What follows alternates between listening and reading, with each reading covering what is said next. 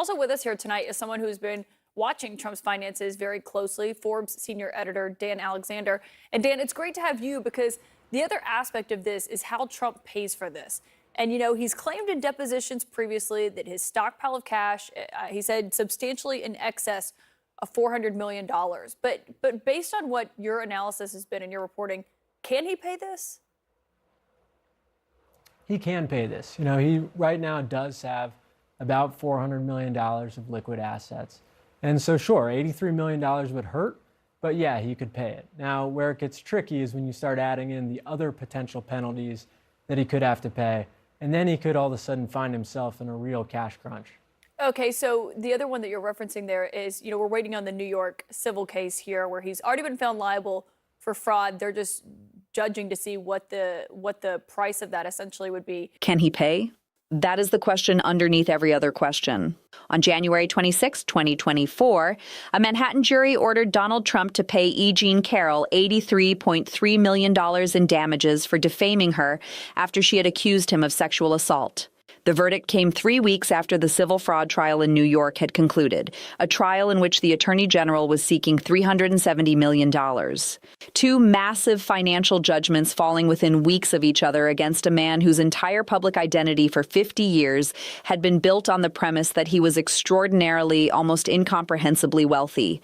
The segment you just watched is a live analysis conducted immediately after the Carroll verdict in which Forbes senior editor Dan Alexander, one of the journalists who had tracked Trump's finances most closely over the years, answers the direct question. Can Trump actually pay this? His answer is precise and revealing. Right now, with just the Carroll judgment, yes, probably. Trump had approximately $400 million in estimated liquid assets. The $83 million hurt, but he could cover it. Where it gets genuinely dangerous, Alexander explains, is when you start adding the other potential judgment, the $370 million the New York Attorney General was seeking in the fraud case. At that point, you are talking about combined exposure that exceeds Trump's estimated liquid reserves, and the assets he might use to refinance or borrow against are already heavily leveraged.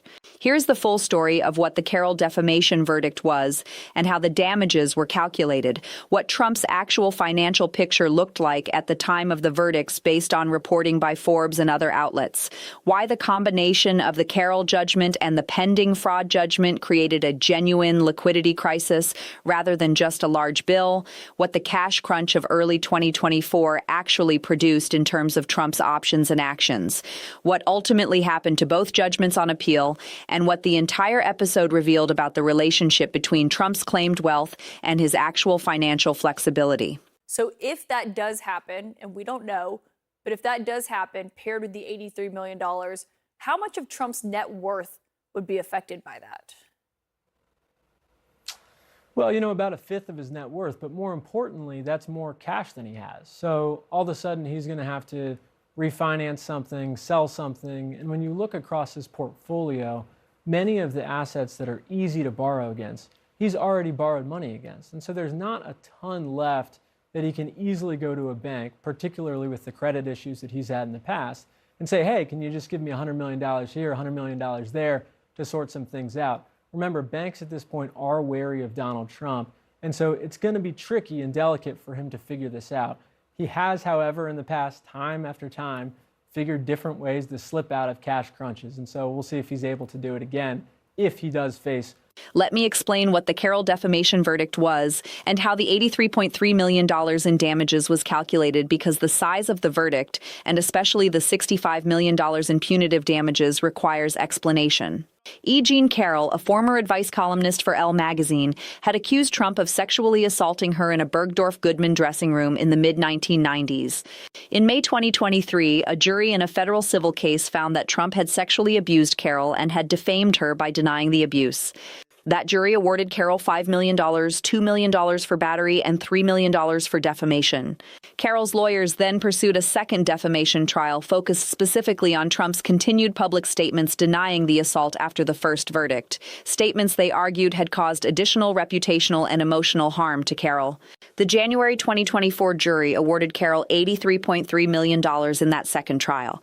The breakdown was specific: $7.3 million in compensatory damages for emotional distress and reputational harm, $11 million for a reputation repair program, a fund Carroll's team argued was necessary to rebuild the credibility Trump had systematically destroyed by calling her a liar across years of media appearances.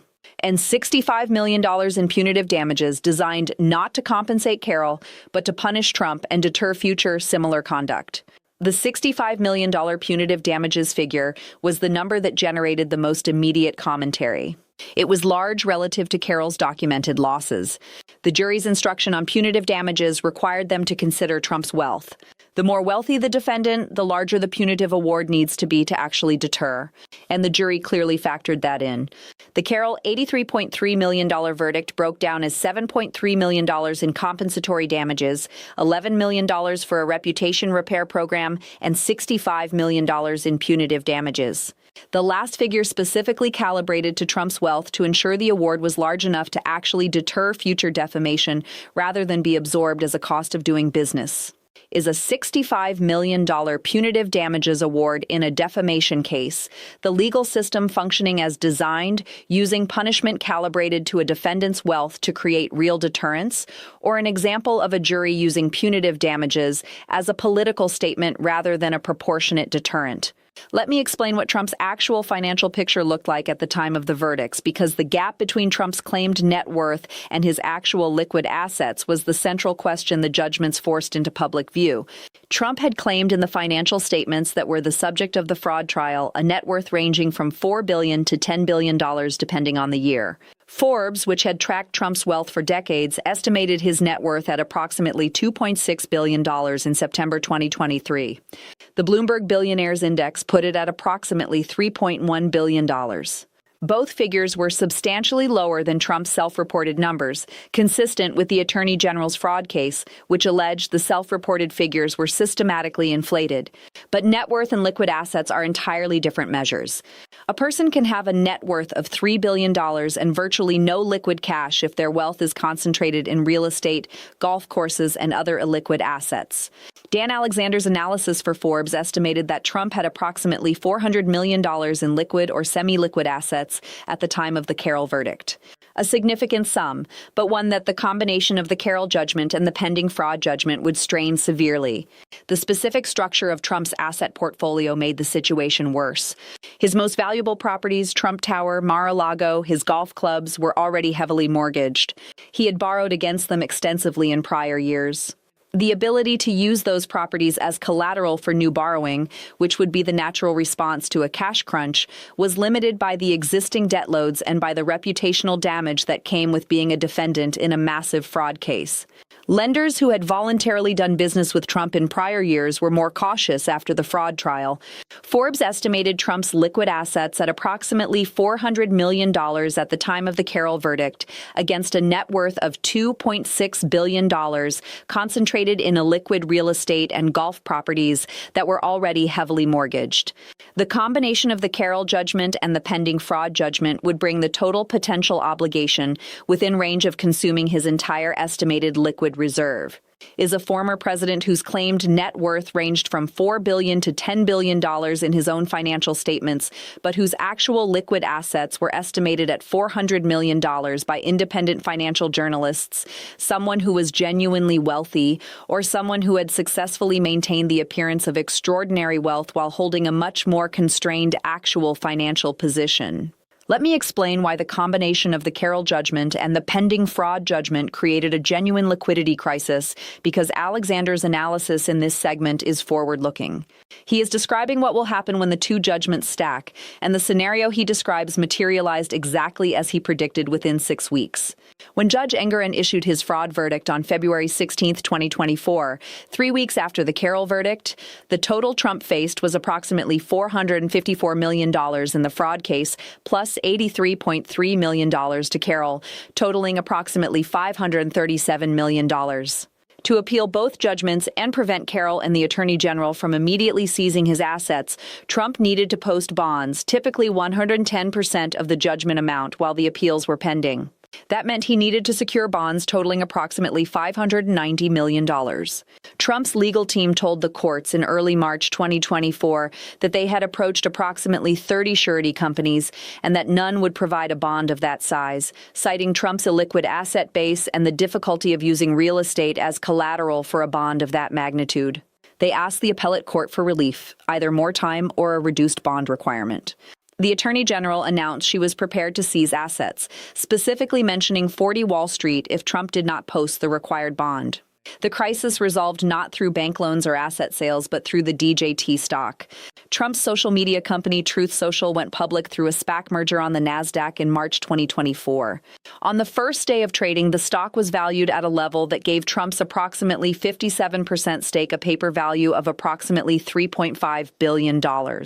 Trump used that collateral, combined with a $175 million bond he was ultimately permitted to post in the fraud case after the appellate court granted him relief, to navigate the immediate cash crunch. He did not have to sell properties. He did not have to liquidate assets under distressed conditions.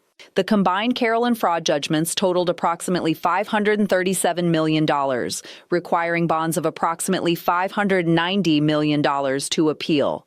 Trump's team told courts that 30 surety companies had declined to provide a bond of $454 million secured by real estate, a collective industry assessment that the collateral was unacceptable after the fraud verdict had confirmed systematic overvaluation. The Attorney General named 40 Wall Street as the first likely seizure target.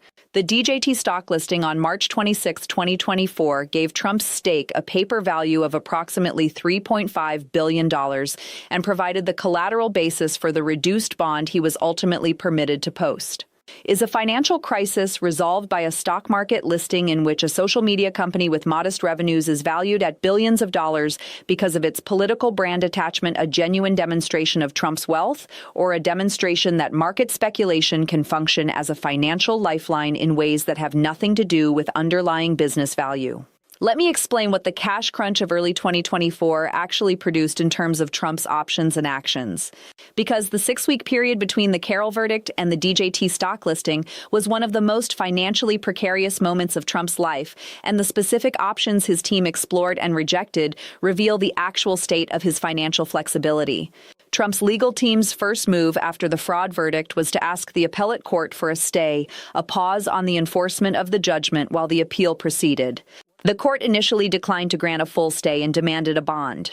Trump's team then filed an affidavit from a financial professional stating that they had approached approximately 30 surety companies and that none would provide a bond of $454 million secured by real estate. The surety company's refusal was itself revealing. The bond industry's function is to assess risk and provide guarantees in exchange for fees.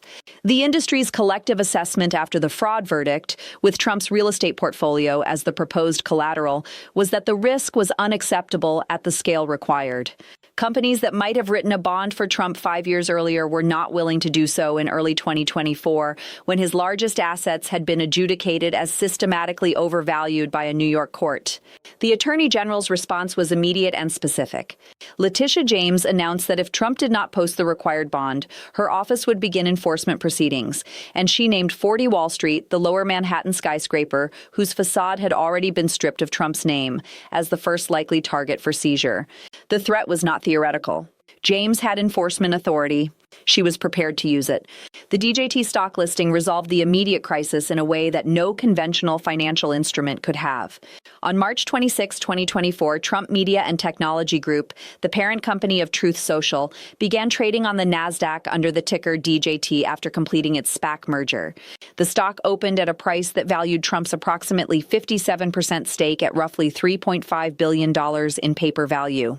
That paper value provided the collateral basis for the $175 million bond Trump was ultimately permitted to post in the fraud case after the appellate court reduced the bond requirement. The Carroll bond of approximately $92 million was posted separately. Trump's team told courts that 30 surety companies had refused to provide a bond of $454 million secured by real estate, a collective industry assessment that the collateral was unacceptable after the fraud verdict had confirmed systematic overvaluation. The Attorney General named 40 Wall Street as the first likely seizure target.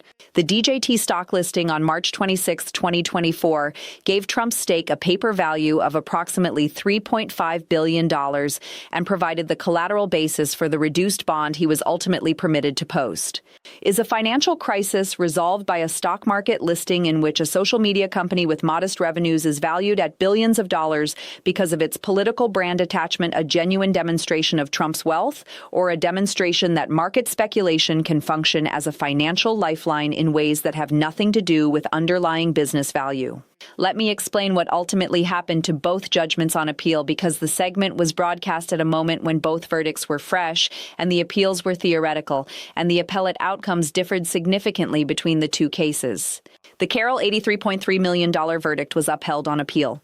In September 2025, the Second Circuit Court of Appeals affirmed the judgment in full, finding that the jury's damage calculations, including the $65 million in punitive damages, were appropriate given Trump's conduct and his estimated financial resources.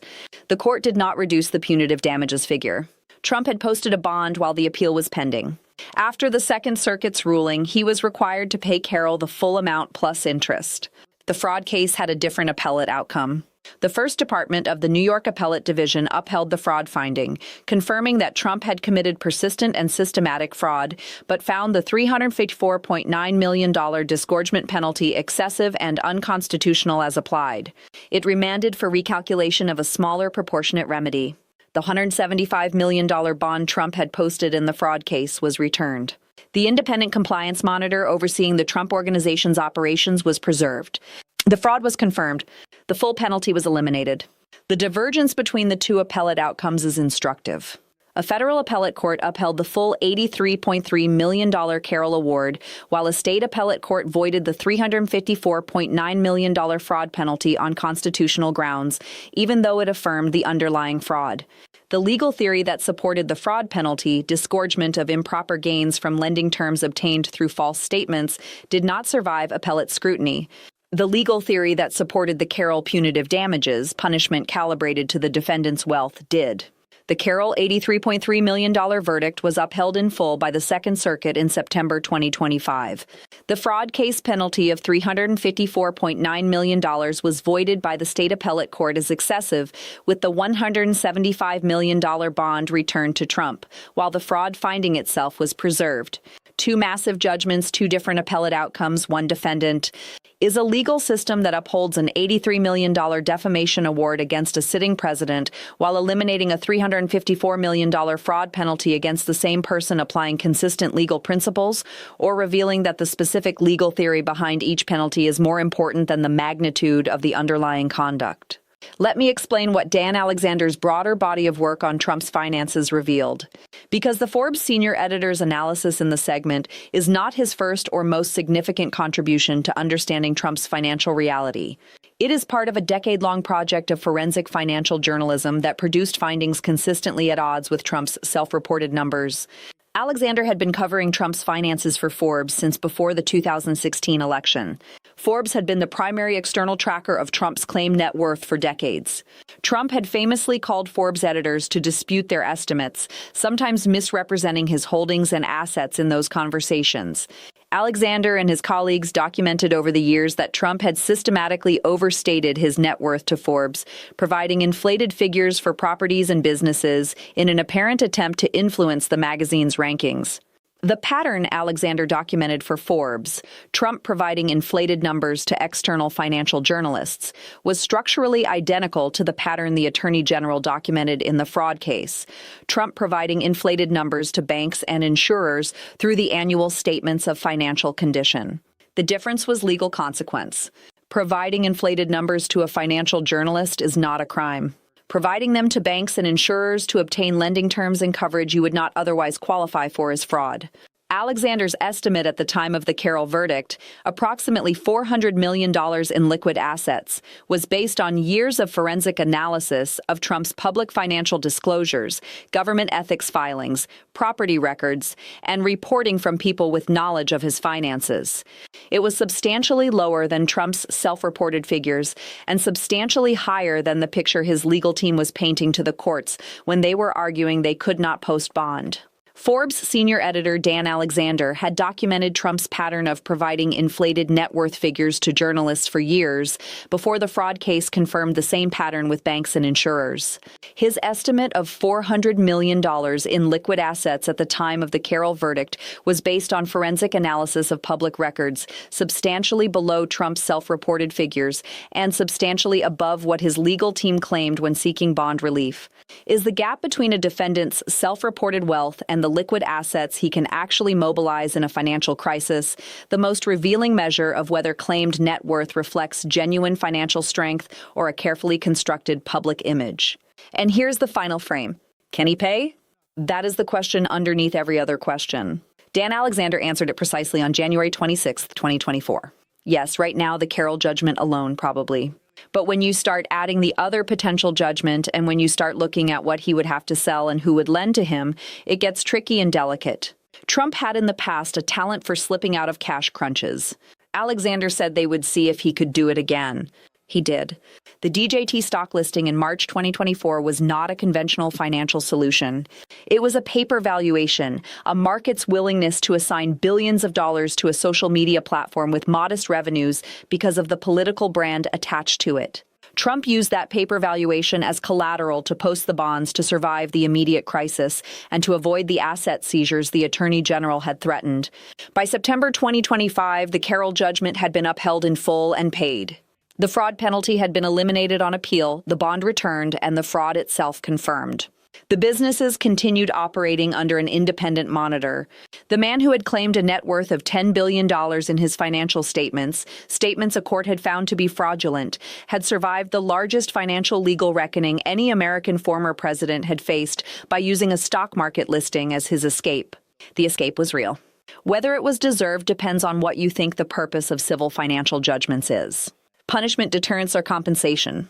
And whether you think a system that allows a defendant to post bonds, appeal for years, and ultimately have the largest penalty eliminated while keeping his properties represents justice, procedural correctness, or both. The Carroll $83.3 million verdict was upheld and paid. The $354.9 million fraud penalty was eliminated on appeal while the fraud findings stood. Trump navigated the combined $537 million crisis not through asset sales, but through a stock market listing that gave his social media company a paper valuation of billions.